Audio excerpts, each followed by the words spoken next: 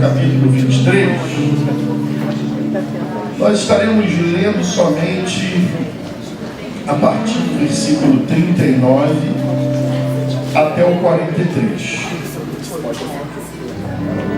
Leremos 5 versículos.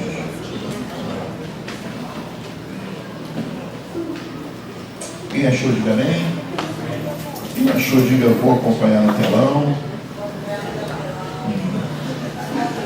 Um dos malfeitores crucificados blasfemava contra Jesus, dizendo: você não é o Cristo? Salve a si mesmo e a nós também. Porém o outro malfeitor o repreendeu, dizendo: você nem ao menos teme a Deus, estando sob igual sentença? A nossa punição é justa, porque estamos recebendo o castigo que os nossos atos merecem.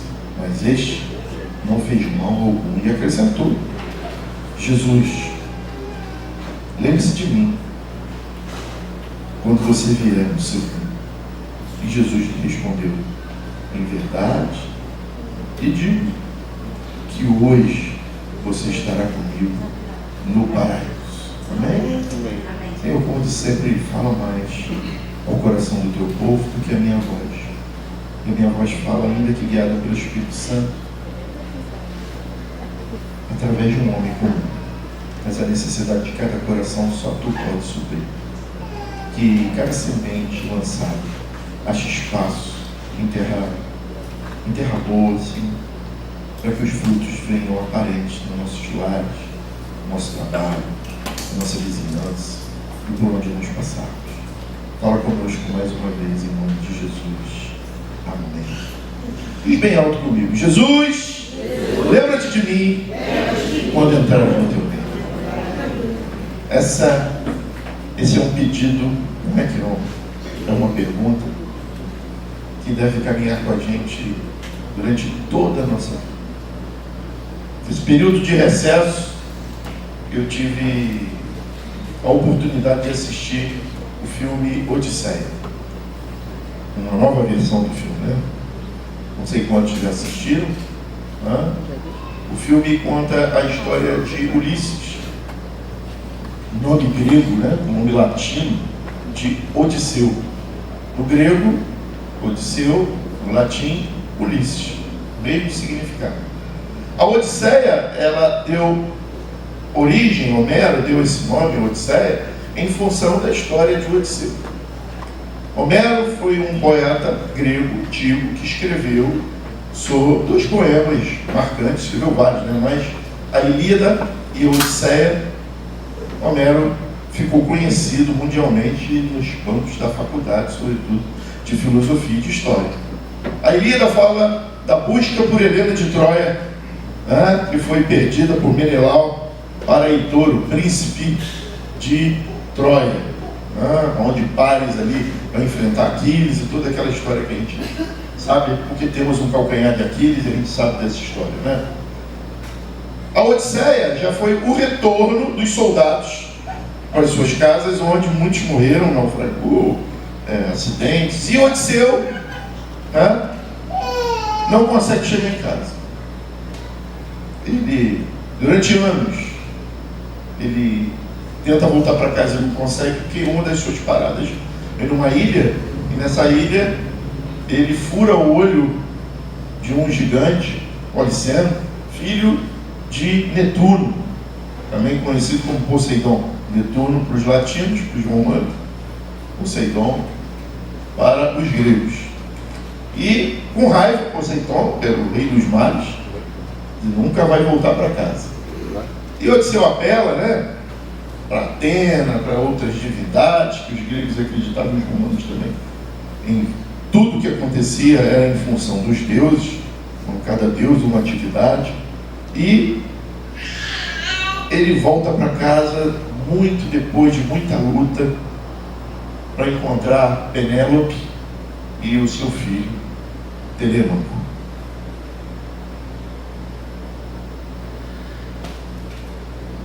Eu assisti o filme lá várias vezes, eu tive vários insights sobre várias coisas, né? Mas essa parte ela mexeu muito comigo. Porque o filme já começa, Luciano, de um homem chorando em um lugar em que muitos não gostariam de sair. Ele estava num lugar cercado por ninfas, ele estava num lugar com uma deusa apaixonada por ele, mas ele chorava toda tarde, porque ele queria voltar para casa. E aquilo me... ali na hora, né? Às vezes a pastora olha e fala, esse cara está chorando, né? Aquilo me fez pensar na humanidade. Que no fundo, sabe que essa aqui não é a nossa casa. Que apesar de muita coisa boa que a gente está vivendo, aqui não é a nossa casa.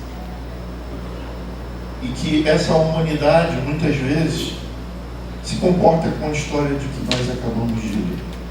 Aliás, gente, se tem infinitas provas histórico-teológicas da vida de Jesus do que a de Homero, sabia?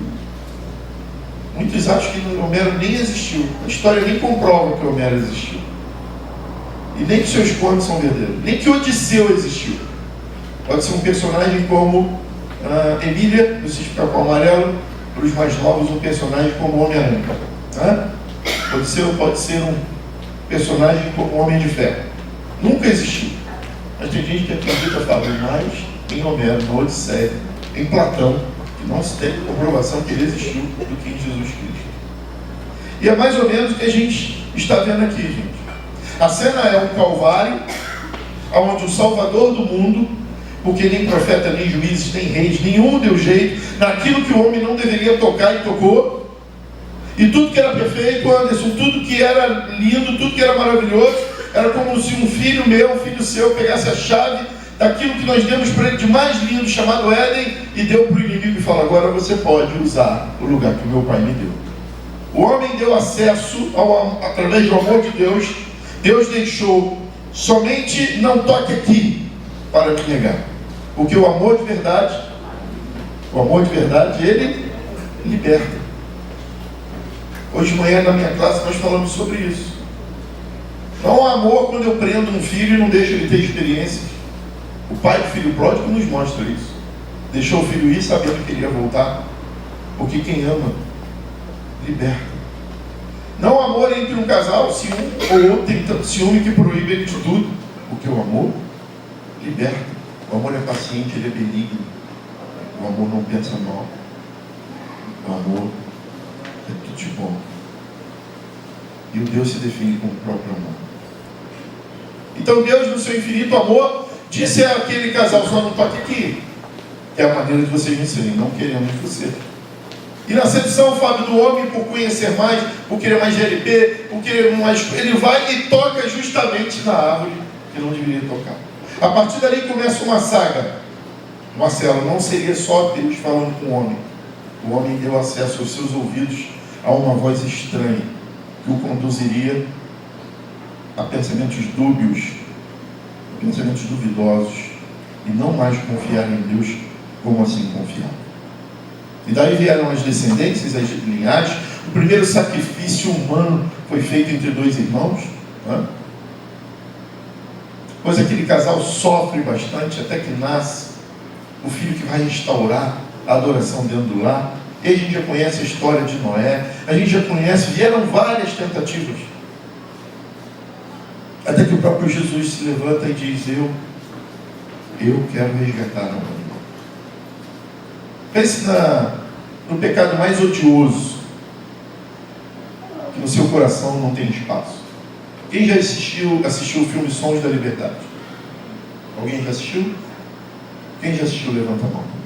O filme começa com um policial fantasiado de pedófilo, né, que oferece coisas do tipo, e um camarada tentando uma criança de 10 meses. Quem consegue imaginar isso? Jesus morreu por ele. O nome disso é graça. Uma coisa que a gente nem imagina que tem perdão, ou que o nosso coração não comporta. Deus olha como um filho doente e ama. Não há prazer em Deus na morte do ímpio. Esse é o nosso Deus. Então diz para quem está do seu lado: você vai ser salvo pela graça e não porque merece. Ninguém merece salvação. Ninguém merece estar do lado de Deus. O susto de Isaías quando ele olha e vê Deus só a barra e veste. Ai de mim, que sou um homem. Ele fala só dos lábios, né? Se falasse do corpo todo, misericórdia. Dos lábios impuros, que habitam num povo. Foi a visão correta. E é por isso que a igreja não pode deixar de anunciar a cruz, sobretudo num domingo desse. A mesa separa? Não, a mesa inclui. A mesa não separa quem é pecador, quem não é, quem está na igreja, quem não está, quem foi batizado. A mesa não pertence à igreja metodista, Casa de Vida, à igreja Assembleia, à igreja Universal, à igreja Batista, à igreja Presbiteriana. A mesa pertence a Deus. E ela é acessível a todo aquele que se arrepende, independente do seu estado religioso que encontra. Todo aquele que encontra o arrependimento genuíno, em que o amor de Deus habita. Mas eu me arrependi, então daqui para frente eu não peco mais. Você vai pecar até morrer. E você vai ser salvo pela graça.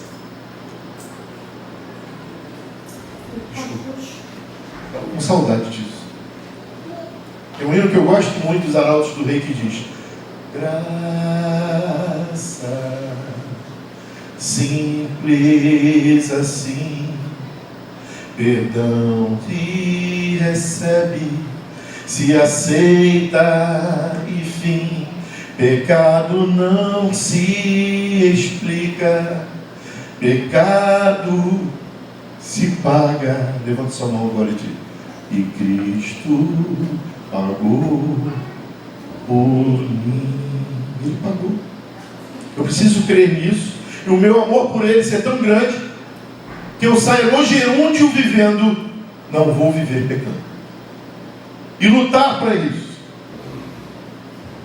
Porque do meu cumprimento do amor de Cristo, meu filho, meu neto, minha nora, meu vizinho, meu amigo, vai enxergar. Eu estava brincando, contando lá para eles, eu tinha um amigo na faculdade que eu dava aula que mexia muito comigo. Eu era muito novo, da idade do Lucas ou do Tiago, mais ou menos, né?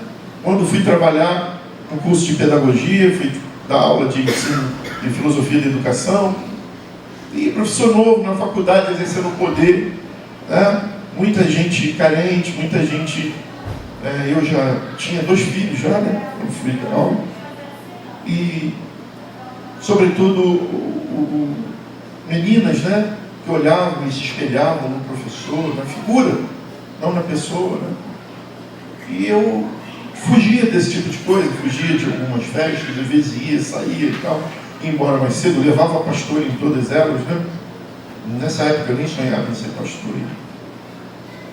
Ele ficava mexendo comigo, brincando comigo sobre essa questão de eu, sabe, não querer estar em alguns lugares. Mas quando a mãe dele teve o primeiro câncer e o último, posso ouvir glória a Deus? Ele me chamou no carro dele e falou: eu conheço muito crente, mas igual você não. Eu quero que você vá lá em casa orar pela minha mãe. E aquela mulher ficou curada. As pessoas estão nos observando, elas podem debochar, brincar, falar mal, mas no momento certo elas vão ver Deus na sua vida, na sua casa, na sua pessoa. E é por isso que a gente luta, não é para ser perfeito, não é para ser melhor, para dizer eu sou da igreja, eu não tenho pecado, eu tenho cheiro, eu falo como crente, eu ando como crente. Não, não. Talvez você não entendeu quem você é. Você nasceu, te deram um número e no final vão dizer: anote aí, quadra tal, número tal. Você entra como número e sai como número. Para Deus não, você é a esperança de salvação para essa terra. Você tem um nome, quando partir daqui Ele não vai te dar um número, Ele vai dar um nome, um novo nome, um novo corpo. Mas enquanto estamos aqui, esse é o lugar. E aí, Thales, eu me identifico com o filme. Eu estou aqui, mas eu não pertenço aqui. Tá bom aqui, Fábio, mas eu não quero ficar aqui. Eu tenho uma pátria e eu vou voltar para lá. Mais alguém? Glória a Deus por isso.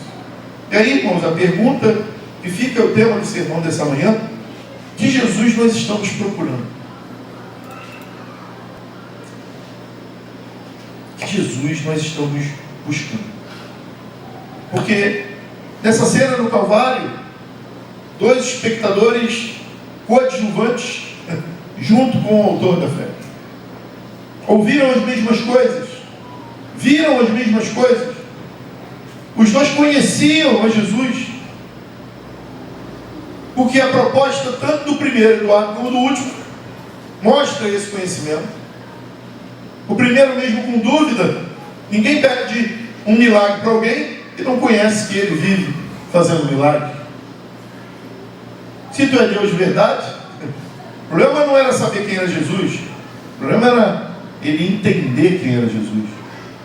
Salva-te a ti e a nós também.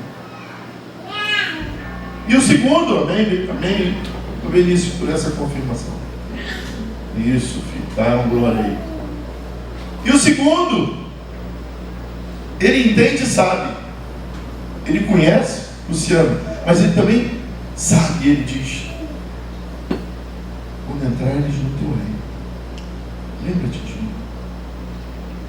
E aí nessa manhã eu quero fazer a reflexão em cima dessas duas propostas desses dois homens. Luciano, o texto fala que eles estavam próximos de Jesus, eles não estavam na multidão, eles não estavam lá na taverna bebendo, eles não estavam lá embaixo com pressa, porque era sabate, era tempo de não fazer nada. A religião disse que eles não deveriam nem estar ali. E ia começar o sabate, então ele tem que morrer logo, Rosângela, porque eu preciso ir para casa. Não, eles estavam perto, eles estavam vivendo a mesma coisa. Eles estavam com Jesus. Então eles apontam, o texto aponta muito mais para quem está dentro do que para quem está fora. Está falando conosco. Estamos próximos de Jesus. Que sabemos quem é Jesus. Que lemos sobre ele. A primeira proposição é: há quem procure Jesus apenas para essa vida. Que tipo de Jesus nós temos? Tem gente que está interessado em Jesus só para essa vida. Não és tu, Cristo? Salva-te a ti mesmo e a nós também. Ele reconhece que Jesus tem poder. Ele sabe disso. Mas o interesse dele, Rafael, está somente para a solução nesse momento e para esse lugar. Com essa pergunta, ele não deseja um Salvador, ele quer uma solução. Eu preciso resolver isso. Ele não quer unir reconciliação com Deus, ele quer escapar da cruz. E infelizmente essa tentação continua existindo. Apesar de um tempo atrás o meu querido pastor Ulisses me apresentou um hino que marcou minha vida e me acompanha muitas vezes. Se Deus quiser. Primeira vez que eu ouvi falar de preto no branco, foi ele que me enviou essa música, né, pastorzão? Você nem se olhando. Ele é Deus, se não fizer. Ele é Deus para alguns tipos de pessoas. Deus só é Deus se fizer. E muitas vezes Deus não respondendo aqui, ou não fazendo aqui, Ele está cumprindo muita coisa que a gente não entende. O que faço hoje? A gente vai entender lá na frente. É difícil, é amar. Mas esse rapaz, esse homem, que fazia esse pedido, me tira da cruz, senão tu não é Deus, nos alerta para a gente não correr o risco de procurar Jesus apenas quando queremos algo dele. Senhor, se tu curar é Deus, se não curar não é Deus. Senhor, se tu me enriquecer, tu é Deus, se tu não me enriquecer, tu não é Deus. Senhor, tu restaura isso, não restaura não. Senhor, tu me promove, dá uma porta de emprego, ou alivia minha dor, senão tu não é Deus. Eu tirei 2 semanas para poder pensar melhor, para poder descansar, para poder abrir a Bíblia. Sabe quando você abre a Bíblia e lê textos isolados, separados, sem preocupação com o que está lendo, mas degustando, sabe? De poder assistir filme, de poder assistir série que relacione. Vocês assistiram aquela série lá que eu indiquei no grupo sobre as mulheres de fé, as matriarcas? Tem gente que não viu no grupo, né? Está lá. Tem que ter a devida proporção, né? Porque toda a produção de filme, teatral, ela carrega um pouco de romance E a gente tem que examinar na Bíblia as novelas que a gente assiste por aí, né? Tem novela que o erro já começa com o nome, né? José do Egito. José nunca foi do Egito, nem queria ser do Egito. E quando antes de morrer falou, me leva, não me deixa no Egito. Então a gente precisa examinar. Tem tudo ali. Mas dessas mulheres de fé mostra a resiliência e a importância da mulher sábia. E não só a casada, a solteira, a viúva, a que é mãe e a que não é mãe. É muito rico essa série. Faithful. Está lá, acho que é Netflix. Quem tiver pode assistir. Se não, pede aí a senha para o pastor Tiago que ele dá e você assiste lá. Coisas que inspiraram. E, ponto. Eu fui assistir outras pregações também, além da nossa igreja. E eu falei assim, meu Deus do céu, eu sou muito feliz. Eu sou muito feliz porque de férias eu assisti pregação de todos os pastores aqui. Mas tive tempo de assistir de outras igrejas. Eu falei, meu Deus do céu. Não vou citar nomes, né? É difícil ouvir sobre cruz, sobre pecado, sobre afastamento. As pessoas não estão mais pregando isso. Porque isso afasta as pessoas. A cruz está afastando as pessoas. Negar a si mesmo está afastando as pessoas. Buscar santificação está afastando as pessoas. Então eu prego sobre tudo que a autoajuda pode promover, ou que a ciência, ou que o coach, ou que pode ajudar. Mas a Bíblia precisa ser pregada. Sacode 10 aí e fala assim, viva a Bíblia. Pregue com a vida. Ainda que você não abra a boca, pregue com a vida. Não é sendo exclusivista, sendo separatista, sendo preconceituoso, não me meto, não é isso não. Um sorriso, um olhar diferente, um conselho amoroso a um sobrinho, a um jovem, a um vizinho, pode mudar a vida de uma pessoa. A primeira aula que nós tivemos, eu falei com o Eric e com a Alessandra sobre justiça aí, miséria, atos de justiça e vida de misericórdia. Atos de justiça é aquilo que Deus sempre quis e que todo pai quer: ver o filho bem, salvar o filho.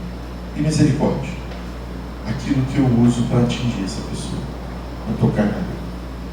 Na verdade, eu estava sentado lendo a Bíblia num lugar muito aprazível quando uma lagarta caiu enrolada na minha perna.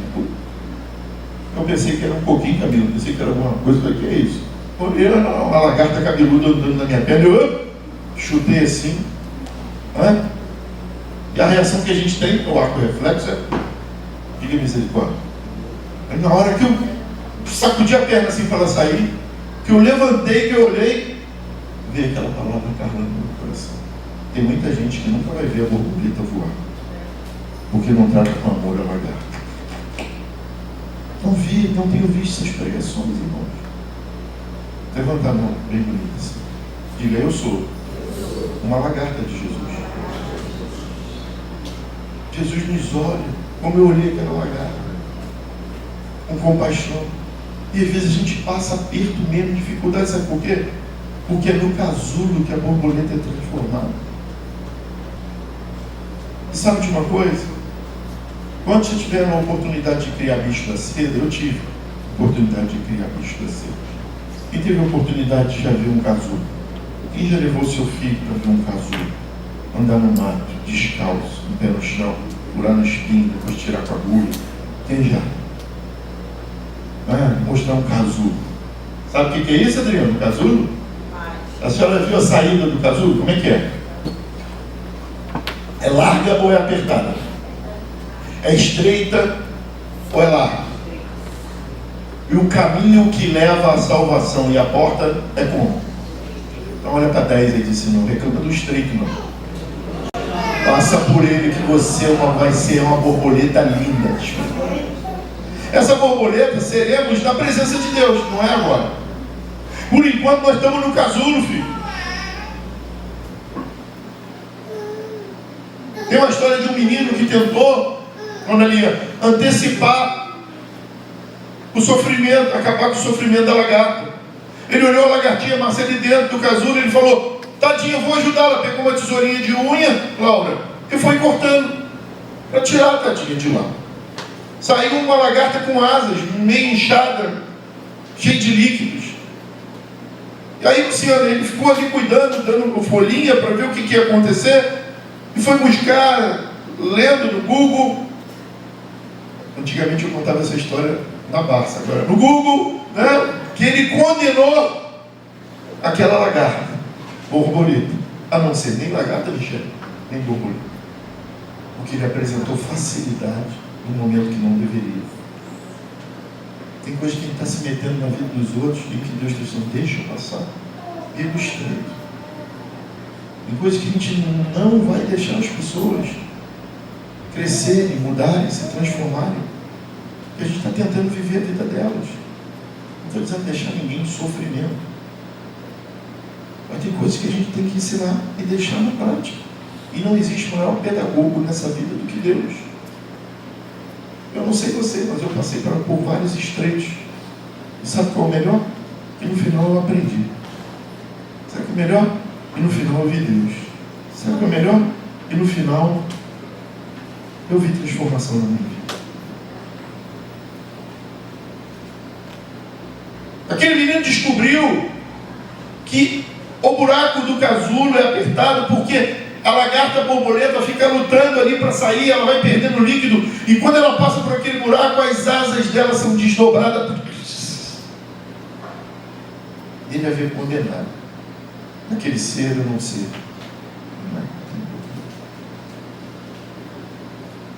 Foi isso que o segundo homem entendeu e o primeiro não entendeu. Ele queria sair do casulo de qualquer maneira. Tira-me dessa cruz se tu é Deus, eu quero me livrar, eu quero voltar a andar nessa terra, eu preciso viver mais aqui, eu preciso conquistar mais. E o segundo entendeu o casulo. Cara, tudo que a gente fez, a gente mereceu estar aqui, ele não. Senhor, só um favor. Eu entendi que esse não é meu lugar. Eu entendi para onde o Senhor está indo e eu quero estar junto. Vamos chegar lá, tu lembra de mim?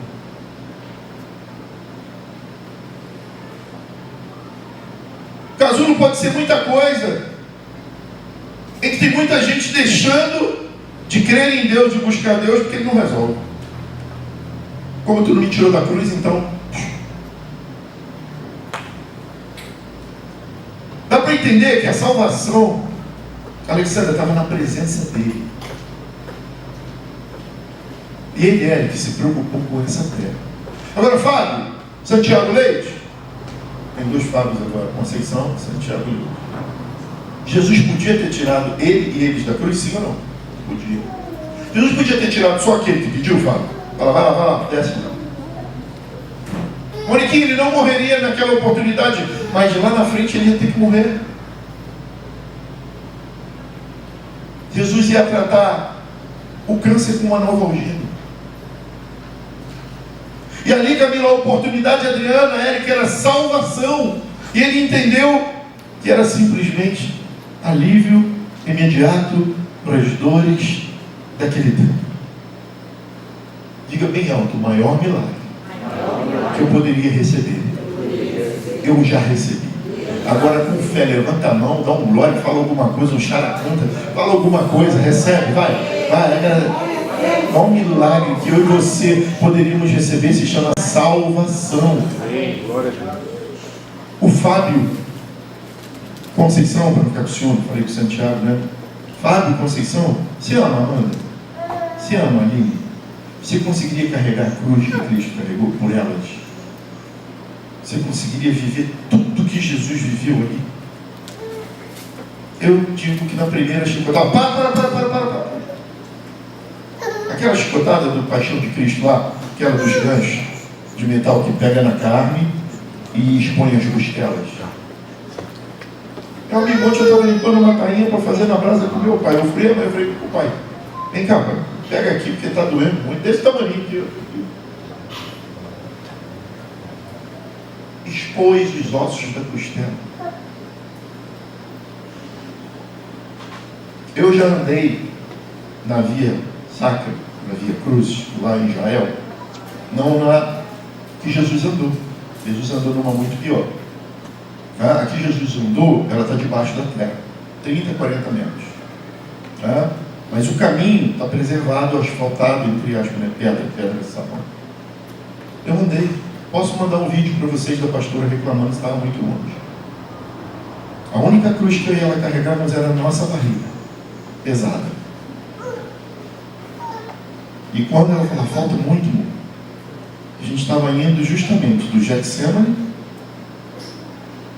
para o centro, fomos até o Gólgota e depois a gente vai andando a pé pelo caminho que Jesus fez carregando na cruz.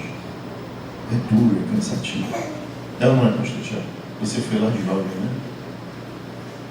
Eu não consegui. O maior milagre que ele fez por mim, por você. Tudo correto, desceu do céu, escolheu morrer por nós, padeceu de todas as formas possíveis e no final ele ressuscitou. E ele pega pela nossa mão e diga, valeu a pena morrer por você. E no dia, enche o pulmão de ar, vai. Bota para fora, vai. Não, gente, é forte, vamos lá. Enche, não, é para encher mesmo, vamos lá. Peraí, vamos contar. Vamos lá. 1, 2, 3 e já. Vai, enche, quero ouvir barulho. Para fora agora. Hoje você já agradeceu? Ou está respirando? Porque um dia você vai fazer isso pela última vez. E eu também. Por isso que a gente precisa ver o copo meio cheio, não meio vazio. Gratidão. Gratidão por tudo. Mas a maior gratidão não é só por estar vivendo e estar respirando, não, Luquinha. É porque o dia que eu respirar pela última vez, que eu vou encontrar com ele, e o caminho estreito que eu vou passar, eu olhar, ele vai estar com a mão assim e vai dizer, vem filho, vem para o lugar que papai preparou para você. E para todos, desde a fundação da terra, ele já pensava em você. Aí fica mais difícil de pecar, não fica, gente? Fica mais difícil, né? O amor tão grande. Eu digo, Anderson, o que não faz a gente pecar é um conjunto de leis e de práticas, porque isso já existia desde Moisés. 10, eram só 10, Marcelo. São 10 mandamentos. E precisou de Egito, precisou de Babilônia, precisou de Segunda Guerra Mundial. Vou falar o nome que pode cair a live, né? Camarada que começa com o nome de Adolf, não posso falar o resto. Não é? Lá da Alemanha. Eles passaram por esse cativeiro todo. Então, lei.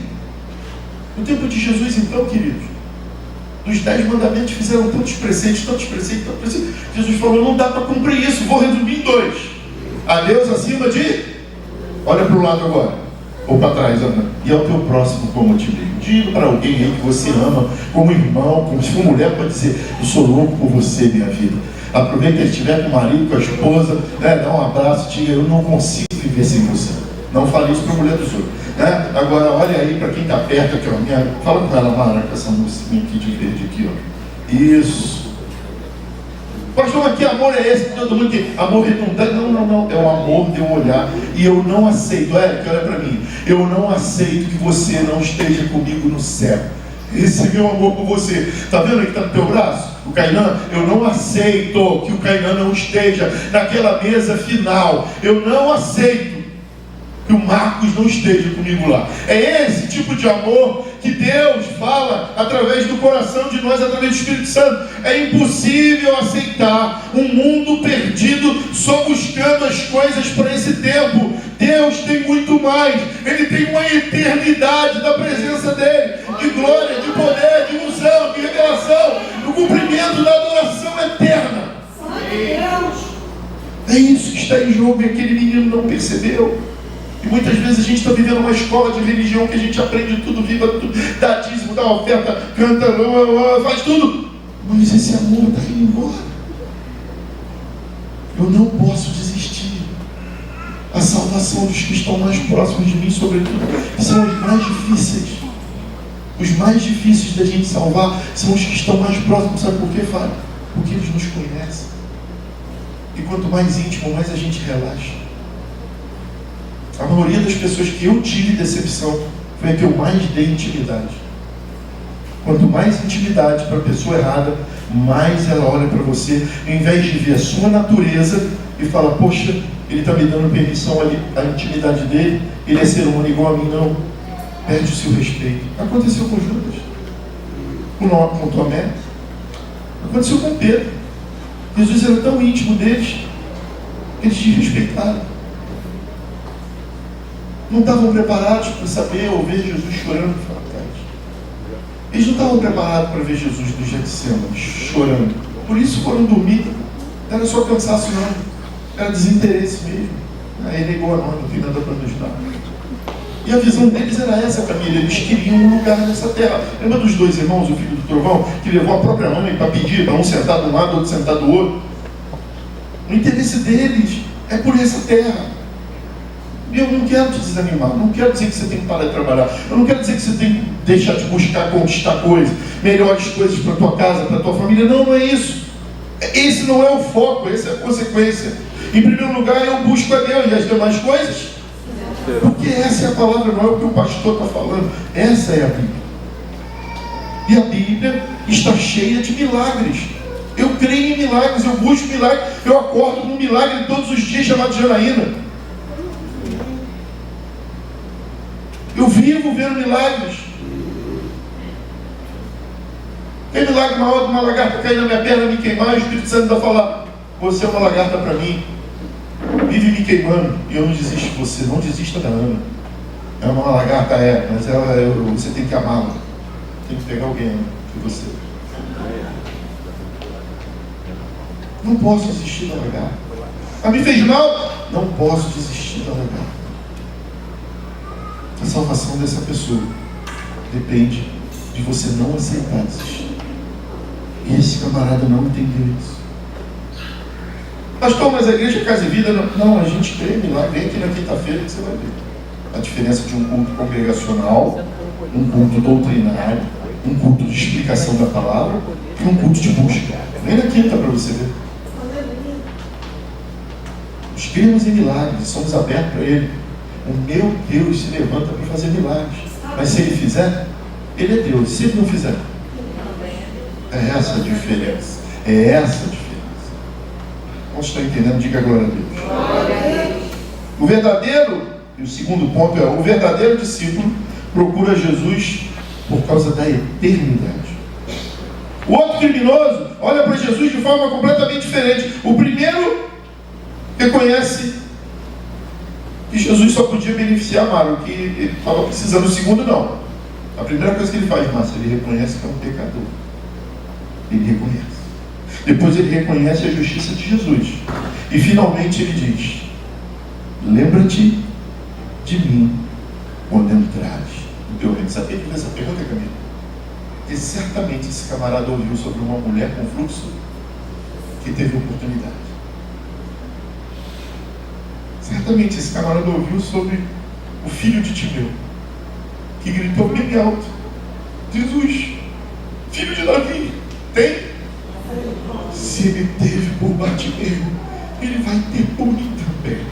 Se Jesus fez por Moisés, por José, por Abraão, por Isaac, Jacó, levanta a tua mão e diz, ele vai fazer por mim também. Ainda que eu não entenda, eu não me canso de contar isso. Eu estava orando por 3 mulheres com o mesmo problema de saúde. Uma foi curada na hora, a outra foi curada meses depois, e uma morreu. Uma convive com vocês aqui, a outra é de uma outra igreja que eu fui pregar, e a que morreu era a minha mãe. Eu não entendo, mas o governo está sobre os ombros dele. Eu sei que o céu ficou melhor quando minha mãe chegou lá. Eu não entendo, mas Ele é Deus e Ele sabe muito mais do que eu sei. E mesmo não entendendo, não gostando, não querendo, eu me submeto, porque Ele é o meu Senhor e Ele não faria nada na minha vida que não fosse debaixo do governo dele. E esse menino entendeu isso. Estou na cruz. Está doendo. E fizeram com eles algo que não fizeram com Jesus, porque tinha que se cumprir uma profecia, Rosângela. Nenhum osso foi quebrado.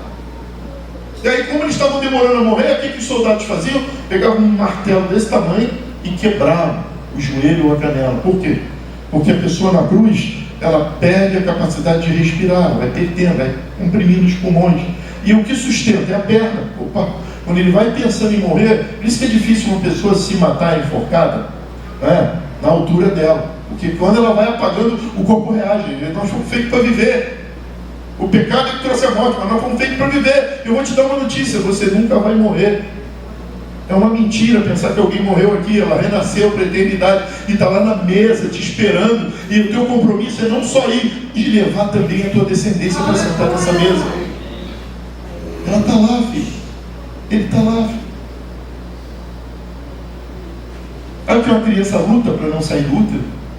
Ela luta para não nascer, está quentinho, está comendo, está ali, ela luta. Depois ela vem para esse útero aqui chamado planeta Terra, ela não quer sair. Aí depois que a gente não morre, a gente nascer para a eternidade. Meu Deus! A igreja parou de acreditar nisso. Como se essa terra fosse a eternidade. Ela não é. É o casulo. Aqui a gente é espremido, aqui nós vamos virar borboleta para voar na presença de Jesus eternamente. Nada há de se comparar àquilo que Ele planejou para nós. Nem olhos viram, nem ouvidos ouviram o que Deus preparou para nós. E esse menino, ele entende isso. O olhar dele atravessa a dor, alcança a eternidade. E ele ouve uma resposta de Jesus: quando eu ressuscitar, você vai estar comigo no paraíso. Foi isso? Daqui a um mês você estará comigo no paraíso. Foi isso? Um coração contrito, Deus não deixa precisará. A gente olha a face, a gente vê a fisionomia, a gente vê as roupas, a gente vê, Deus não. Assim como foi com o Davi, ele olha e vê o homem e a mulher segundo o coração. E ele sem força, com a perna quebrada ali. Jesus viu um coração de alguém crente, na luta, na dor, fedendo, humilhado, ensanguentado. Talvez não seria recebido por nenhuma igreja daquele jeito, mas foi recebido no céu. Um ladrão inaugurou o céu. Diga comigo bem alto: graça. Graça. Não, bem alto: graça. Graça. Não, gente, qual a noção de alto de vocês? Alto para ecoar no céu. Graça. Graça. Isso.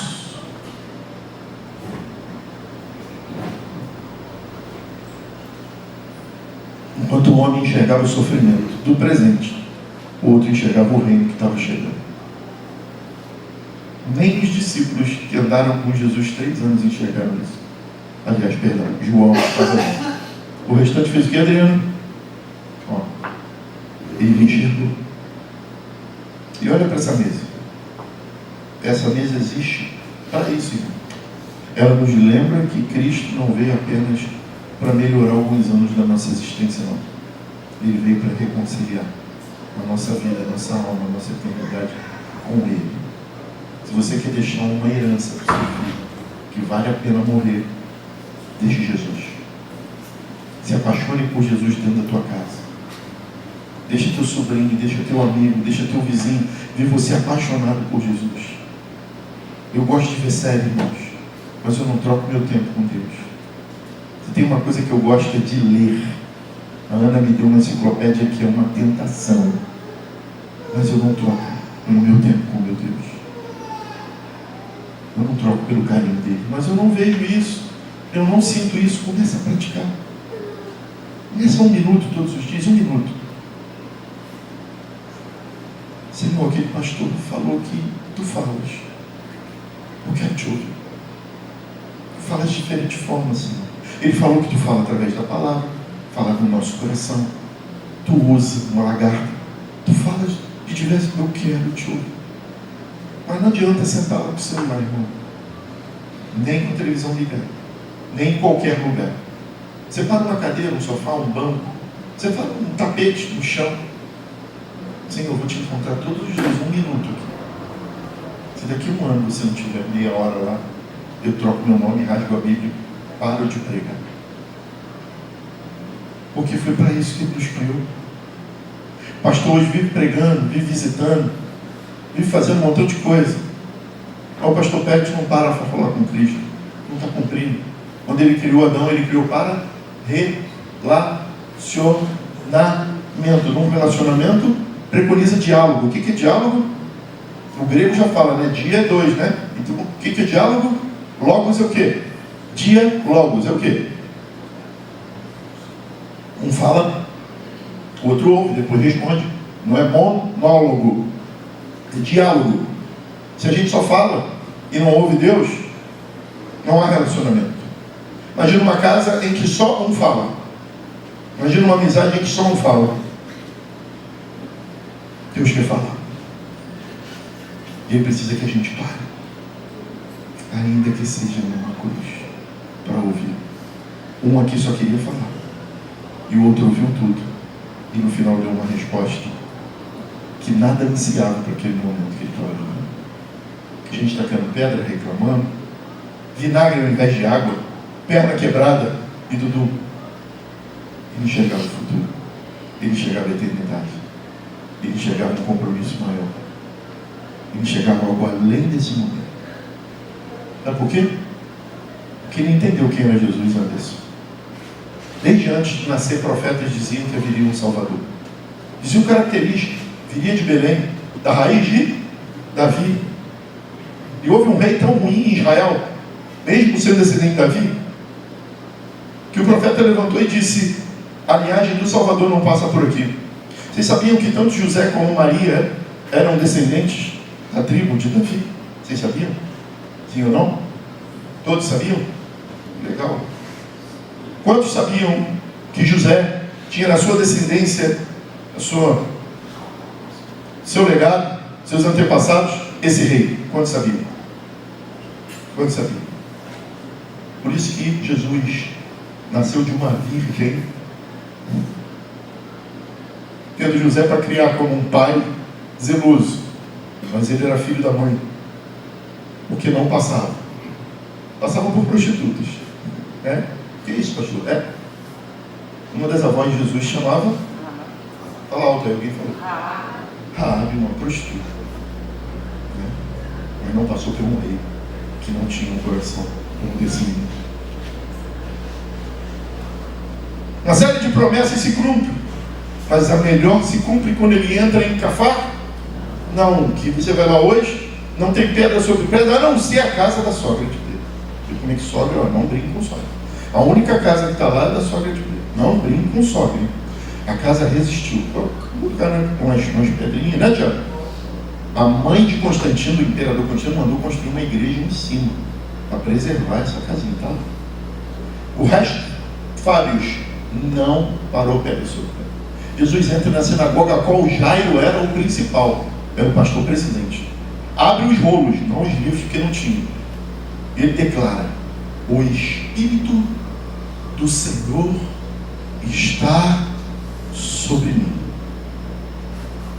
E o mais forte que ele disse era que eu vim para. Para que ele veio? Hein? Fala, Márcio. Eu vim para curar os enfermos, libertar os cativos e apregoar. Nasceu assim. E na cruz, Fábio, morreu assim. Jesus não deu um brado na cruz e Shazam, Thor. Tem gente da minha época aí, diga mesmo. Capitão Caverna. Foi isso que ele fez. Scooby-Doo, foi isso que ele fez. Ainda hoje estarás comigo no coração.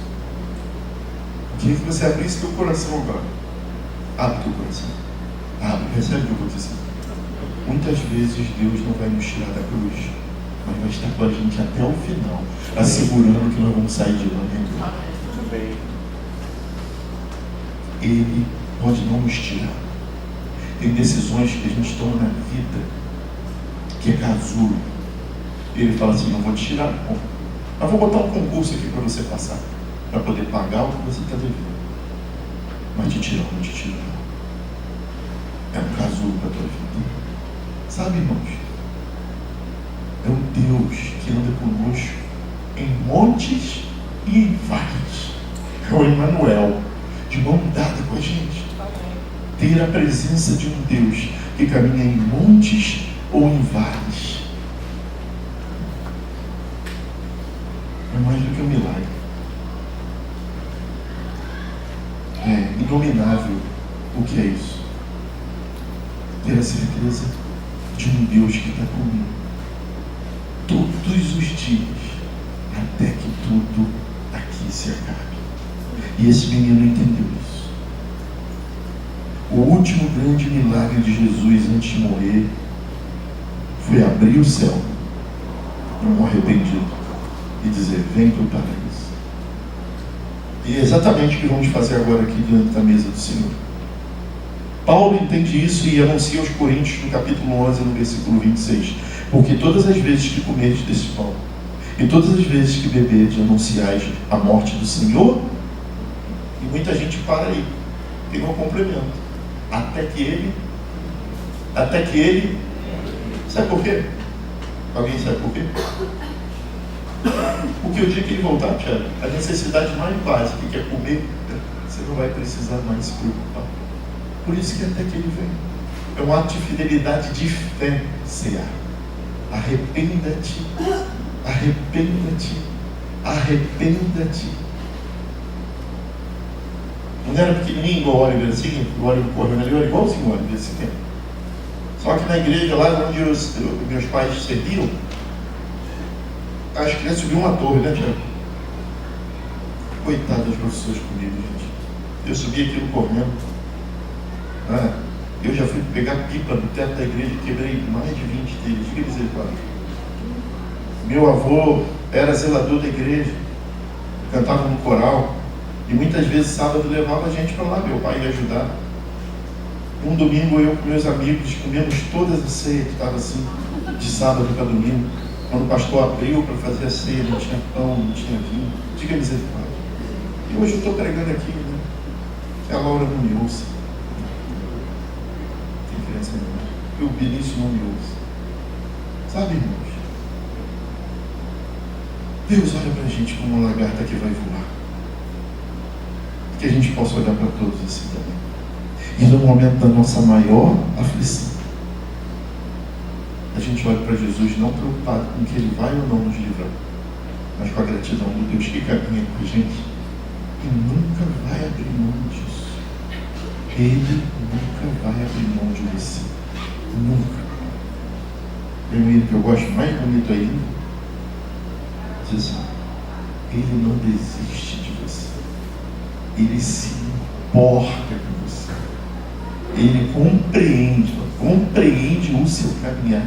Nunca viu um amor tão grande. Será que você pode fechar os seus olhos agora e fazer uma oração a Ele de gratidão por essa mesa? Porque ela só está aqui porque Ele escolheu morrer por nós. Não foi obrigação, não. Veja às vezes a pessoa pregando: Jesus, se Ele não morre, Jesus ia dar um jeito de nos livrar de alguma forma. Só que tudo no início começou com sangue. E no final, o Cordeiro imolado, sem nenhum pecado, escolheu